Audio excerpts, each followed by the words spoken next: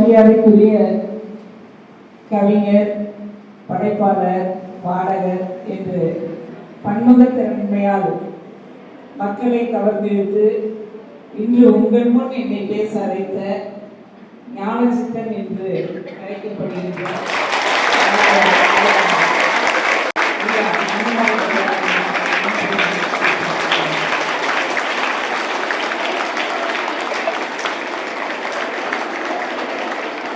அவர் பேர் மறந்து போச்சு. ஞானசித்தன் தான் வந்து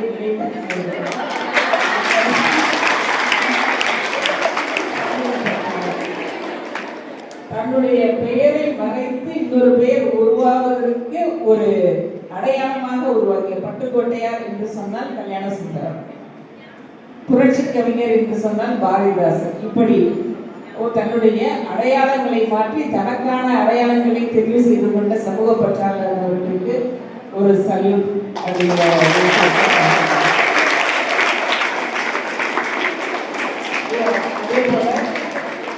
அங்கே உங்களை வழிநடத்தி கொண்டிருக்கின்ற காவல் ஆய்வாளர் ஐயா அவர்களுக்கும் என்னுடைய வணக்கத்தை சொல்லிக் கொண்டிருக்கிறேன். ஐயாவுடைய பெயர் தெரியவில்லை. அதுக்கு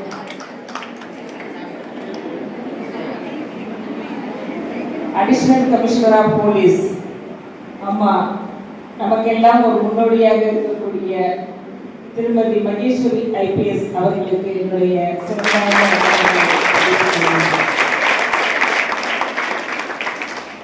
நம்மளை எல்லாம் என்னை வந்து நிறைய தன்னுடைய பேச்சாற்றல் மூலமாக நிறைய செய்திகளை சமூக பற்றாளர் அவர்கள் சொல்லிக்கொண்டே போனார்கள். பெண்களை யார் ஊக்குவிப்பார்கள் என்று சொன்னால் ஆண்கள் மட்டும்தான் ஊக்கப்படுத்துவார்கள். அவர்களுக்கு தெரியும், இவர்களை எல்லாம் முன்னோக்கி நாம் எடுத்து சென்றால்தான் பின்னால் வரக்கூடியது பின்னேறு அப்படிங்கிறது மாதிரி அவர்கள் ஒரு அமைதி நிலையில் வாழ முடியும் என்பது தெரியும். அதனால்தான் இன்று ஆண்கள் எழுதிய கவிதைகளை நாம் ஒரு முன்னோடியாக வைத்திருக்கின்றோம். பெண்ணுக்குள் ஞானத்தை வைத்தால் பூவை பேணி வளர்த்திடும் ஈசன், மண்ணுக்குள்ளே சில மூடர் அந்த மாந்தரர்களை எடுத்தார் என்று எழுதியவர் யார் என்றால் ஒரு ஆண் கவிஞர் தான் எழுதியிருக்கிறார். பெண்ணுக்குள் ஞானம் இருக்கிறது என்று சொன்னவர்கள் அவர்கள்தான். பெண் விடுதலை தான் பெரும் விடுதலை என்று போராடிய கவிஞர்களும் இருக்கிறார்கள். பெண் விடுதலை இல்லை என்று சொன்னால் மண் விடுதலை கிடையாது என்று பாடிய அந்த கவிஞர்களும் இருக்கின்றார்கள். நமக்கு போராடியவர்கள், புரட்சி செய்தவர்கள், சட்டம் இயற்றியவர்கள். புரட்சியாளர் டாக்டர் அம்பேத்கர் இன்று சட்டம் இயற்றவில்லை என்று சொன்னால் நான் இங்கே வந்து பேச முடியாது, நீங்கள் அங்கே அமர்ந்திருக்க முடியாது. காரணம், இதை எதற்கு சொல்கிறேன் என்றால் நாம் யார் என்பதனை தெரிந்து கொள்ளாமலே வாழ்க்கை ஓடிவிடுகிறது. நமக்கான அடையாளம் எது என்று தெரியாமலேயே ஓடிவிடுகிறது. நமக்கான திறமை என்னவென்று தெரியாமலேயே ஓடிவிடுகிறது.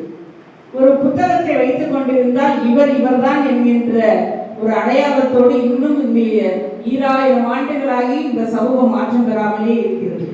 அந்த புத்தகங்களை பார்த்து தெரிந்து கொண்டால் எங்கே நாம் விடுதலை ஆகிவிடுவோமோ என்கின்ற ஒரு அச்சம் இந்த சமூகத்தின் மீது வருகிறது. யாருக்காக போராடியவர்கள் இன்று ஒரு சாதிய படிநிலைகளில் நாம் வாழ்ந்து கொண்டிருக்கிறோம் என்று சொன்னால் யாரிடம் இருந்து யார் விடுதலை வாங்கி தந்தார்கள், யார் சட்டத்தை இயற்றினார்கள்? இன்று ஆரியர்களுக்கும் கூட ஒரு விடுதலை வாங்கி தந்த ஒரு சட்டமாக இயற்றப்பட்டது என்று அரசியலமைப்பு சட்டத்தில் நான் நேற்றினார். அதனால் இந்த செய்தியை நான் உங்கள் முன் பதிவு செய்கின்றேன். இளமை என்பது எழுத தெரிந்த மை நிறைய இருக்கும், எழுத தெரிந்த பேனா, ஆனால் எழுதுவது இல்லை. முதுமை என்பது எழுத தெரிந்த பேனா, மை இருக்காது. இதுதான் வாழ்க்கை. இளமை நிறைய மை இருக்கும், ஆனால் எழுதுவது கிடையாது. இந்த வாழ்க்கையை நாம் எப்படி கொண்டு போக வேண்டும் என்பதற்காக என்னை இங்கே காவல் ஆய்வாளர் அவர்கள் அறிமுகம் செய்யும் போது சொன்னார்கள், எல்லோருக்குமே தெரியும், உருவுகண்டு எல்லாமே வேண்டும், ஒரு பெருந்தேருக்கு அச்சாணியம் போல் அப்படின்னு ஒரு திருக்குறள் இருக்கும். உருவத்தை பார்த்து எடை போட்டக்கூடாது.